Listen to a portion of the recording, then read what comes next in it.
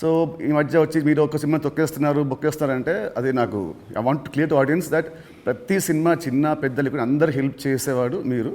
And దీంట్లో చాలా డబ్బులు మీకు చాలామంది మీకు వెనక్కి మీకు ఇచ్చారు లేరు కూడా నాకు తెలియదు. బట్ ఈ హెల్ప్ చేసిన ఇంతమంది మీరు కష్టాల్లో ఉన్నప్పుడు వీళ్ళు కూడా మీకు తిరిగి హెల్ప్ చేస్తారని అనుకుంటున్నారా?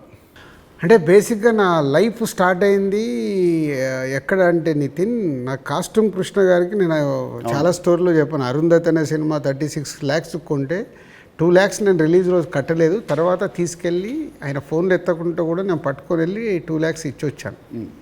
తర్వాత వారు నాకు పిలిచి పెళ్లి పందిరి చేసే వరకు వదిలిపెట్టలేదు. నిజంగా పెళ్లి పందిరి అనే సినిమా లేకుంటే ఐఎమ్ నాట్ దే, అసలు సినిమా ఇండస్ట్రీలో నేను లేను అనేది నేను గట్టిగా నమ్ముతాను. సో అంటే ఒక హానెస్ట్ అనేది ఒకటి ఎంత పని చేసిందో హెల్పింగ్ కూడా అంతే పని చేస్తుందని నేను నమ్ముతాను. నా లైఫ్లో ఇప్పుడు నువ్వు సంక్రాంతికి అడిగావు, ఇది రాకుంటే ఇది ఉండుంటే, అలాంటి ఒక 4-5 ఇన్సిడెంట్స్ ఉన్నాయి. అంటే నేను క్లోజ్ అయిపోయే ఇన్సిడెంట్స్. ఇప్పుడు అసలు సంక్రాంతికి వస్తున్నాము రాకున్నా మాకేం కాదు, ఎందుకంటే ఆల్రెడీ ఎస్టాబ్లిష్ అయిపోయి ఉన్నాం. ఫైనాన్షియల్ డ్యామేజ్ వరకు 2 ప్రాపర్టీలు అమ్మేసి ముందుకు వెళ్ళిపోతాం, అది పెద్ద విషయం కాదు.